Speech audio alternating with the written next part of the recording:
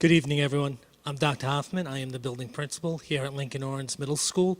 We're very excited to invite all of our 7th grade parents in tonight. We're going to be discussing our accelerated placement courses. Next year will be the first year that all of our 8th graders will be taking living environment.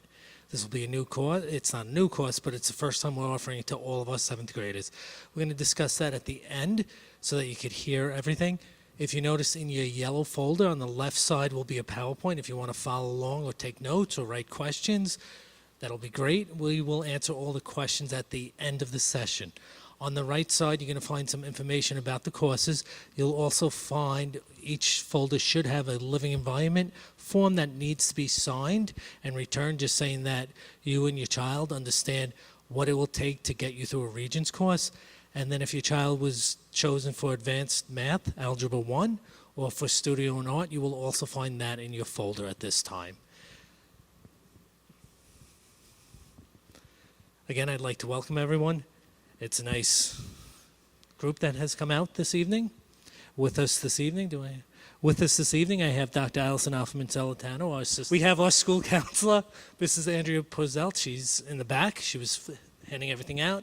Ms. Jillian Bach, our art teacher, Mrs. Susan Krukis, our math teacher, and our 2 science teachers, Mrs. Christiana Sefcek and Ms. Jennifer Sheehan. I now welcome Mrs. Jillian Bach to the stage. Thanks. Perfect. Hello, everyone. Thank you for coming out tonight. I'm going to be speaking about Studio and Art, which is an advanced placement high school level art class. Students that are in this class will be selected based on their academic achievement in art thus far, as well as their own commitment and interest in art. The Studio and Art program runs daily, so it runs every single day throughout the whole year. This goes through from first quarter, second quarter, third quarter. Students will have home and careers, home economics still. So they will have studio and art during their lunch period. So part of their lunch period, they'll eat, get ready, and then come on up for art class during that period. And then third quarter, it resumes back into the classroom. This helps prepare students if they do have an interest in art. It gives them that base level foundation to fulfill their requirement. So when they do move on into high school, they're able to take more accelerated classes starting in their freshman year. We are covering a lot of different topics, including different art materials as well as skills and techniques to learn, like drawing, painting, sculpture, printmaking. We have a beautiful kiln here, so we love to do clay as well.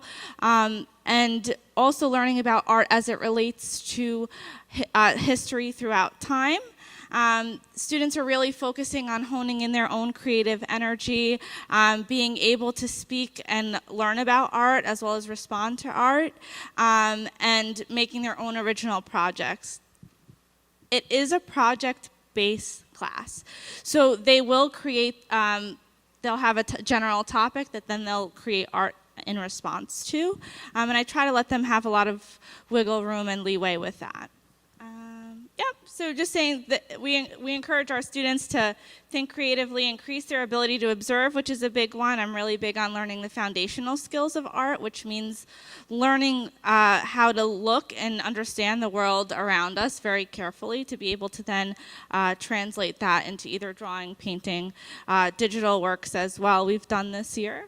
And very importantly, they'll gain an awareness of the cultural contributions of visual art in today's society throughout history. So not only learning about classical artists that you may have heard of, like Van Gogh or Michelangelo, but really learning about contemporary art too, and how artists are able to then use art as the vehicle to express themselves.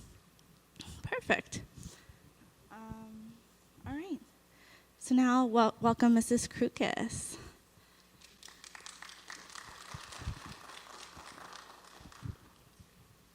Good evening, parents. I'm Mrs. Krukis. I'm the 8th grade math teacher. I teach Algebra 1 as well, so if your child's going to be enrolled in the Algebra 1 class next year, it's a 1-year high school level course. that will prepare students for the New York State Algebra 1 Regents exam, which will be next June, so about a year from now. Our current students are taking it next Thursday. This is a test that the students cannot opt out of, but it does give them high school credit, and by taking the Algebra 1 course in 8th grade, it frees up their schedule in high school so they can take more advanced courses earlier. So we meet once a day, and we also meet twice a week in the mornings on Tuesdays and Thursday mornings at 8 o'clock. So from 8 to 8:45, they'll need to be here for that early class, just because there's a lot of content in the Algebra 1 course. We also have extra help on Friday mornings at 8 o'clock. So if a student misses a class that week or is struggling in the class and just wants to come in, they're welcome to come in at 8 o'clock, and there'll be a bus every morning next year. So due to the rigor and quick pace of the curriculum, there are some requirements. So they must attend all 0-period classes unless they're absent from school. So with the 0-period class, it's just a continuation of what we do in school. So it's not like it's an extra help time, it's just a continuation. So if they're absent, they're going to be missing an important lesson. They need to complete all their homework on time. There's homework almost every night in the Algebra 1 course. There's a lot of content that we have to cover. Come prepared and on time to class. They must maintain an average of 85% or higher. And they also must have the TI-84 calculator. And about mid-October, that's when we start using it. You can see in the slideshow there, that is an example of what the calculators look like. Here's just to give you an idea of the size of it. And we use this starting around October, and they learn to do many things on the calculator, and they'll continue to use this in high school as well. So in September and into October, there are some 8th grade concepts that we still need to cover. So the students going into Algebra 1 next year, they're currently in the 7th grade accelerated program for math. And Ms. Moorhan has been covering the 7th grade topics as well as some of the 8th grade topics. So in September and October, we'll just finish up the 8th grade content and then move into the Algebra 1 content shortly after. Prior to the start of a unit of study, they'll be assessed on their prior knowledge of the topic, and instruction will be data-driven by both formative and summative assessments. All right. Ready for science. This year's going to be a little different. Coming into 8th grade, we're going to have 2 8th grade teachers. They're going to be teaching living environment and also 7th grade to our incoming 6th graders. So I have with us Ms. Christiana Sevchek and Ms. Jen Sheehan. Good evening. So I currently teach all of your children, and I look forward to teaching at least some of them next year with my colleague, Ms. Sheehan. So living environment is just like Algebra 1. It's a high school level course. But this year, all 8th graders, all 7th graders that are in the 7th grade this year will be taking it next year in 8th grade. Some of the topics include the characteristics of living things. So we talk about cells, organelles. We talk about different processes. We'll go into genetics, evolution, ecology, and finally we'll end on human impact on the environment. Like Algebra 1, this course culminates in a Regents exam, so it'll be in June, just like Algebra. Students cannot opt out of a Regents exam. And in addition to meeting during the school day, there'll be 2 early morning classes for each class. And that will start probably during the first, I would say, I think September 5th, the week of September 5th. The classes are mandatory. During that time, we'll work on some labs. There are 4 state-mandated labs that students have to complete in order to sit for a Regents exam, but they have to have a total of 1,200 minutes, not even just including those labs, but they have to have a total of 1,200 minutes with those labs included in it. We will offer extra help. We'll probably be doing extra help Friday mornings. And if the students ask us, for additional help with a particular topic, we'll find the time during, the school day to meet with them. And I think Ms. Sheehan's going to take slide 2. Hi, everyone. Just to kind of bounce off what Ms. Sefcik was saying, so those early morning classes, in order for the students to actually be successful, every student is going to have to attend an early morning class. It's not an extra help period, kind of going off of what Ms. Kirkus said. It is mandatory. We are going to be teaching during those periods. Your children will get an assigned schedule for when they're supposed to come in. Obviously, if they are in Ms. Kirkus's accelerated algebra class, they will be put in a different section than the Tuesday, Thursday section. They will not be expected to be in two places at once. It's also just important just to be successful. Just like any class, they're supposed to complete their homework or work inside class, outside of class. Sometimes that could be finishing up a lab.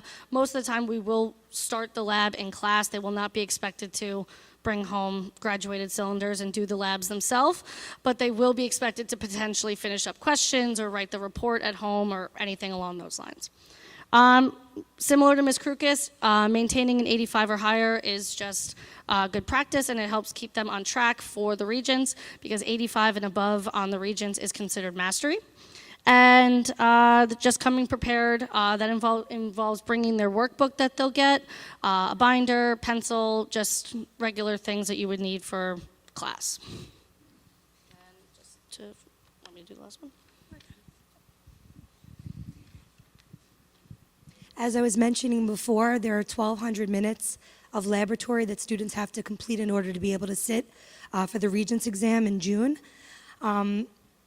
We'll more than likely we'll start some of these labs in the morning and finish later on in the day. And so it's really important that they're present for the morning classes. There are 4 state mandated labs that I also mentioned before that are asked about on Part D of the Regents. So it's absolutely imperative that they are present to work on those labs in class. If there are any questions to be completed at home, we normally go over them in great detail so that they can review and revise their answers, so that they understand what they're about and that they're successful on those questions in Part D. And I think that is all. Do you have any questions? Go ahead. Oh, sorry. I'm just going to jump in just to, yeah, you're saying. One of the biggest things you have to remember, if your child, everybody in the living environment class, they will not have to take the 8th grade science test. There's a test that we just gave last week and a hands-on practical. They do not have to do it. If you're in Algebra 1, you will not take the 8th grade math assessment. So you get out of that. They won't make you do 2 tests in 1 year. So if you have any questions, please feel free to ask. If they're in accelerated math, 4 days a week. They would probably do 4 days a week. 2 for math and 2 for science. Every child will get 2 for the science program as of this point. So you have to kind of figure that in. They'll be coming in early. Looking at the group, a lot of your students are doing after-school activities, things like that, so you also have to prepare for that. Also, in June, we do prepare our students. They each give 4 extra help sessions after school from about 3:30 to 5:30. A bus is provided for students to get home. So we're really excited about starting our living environment with this 7th grade. I think it's going to be a great thing for our district and mostly for your students, your children, because as they get into high school, they're going to be able to take AP and other higher level courses when they get to that level. Any other questions, concerns? Well, we did a great job.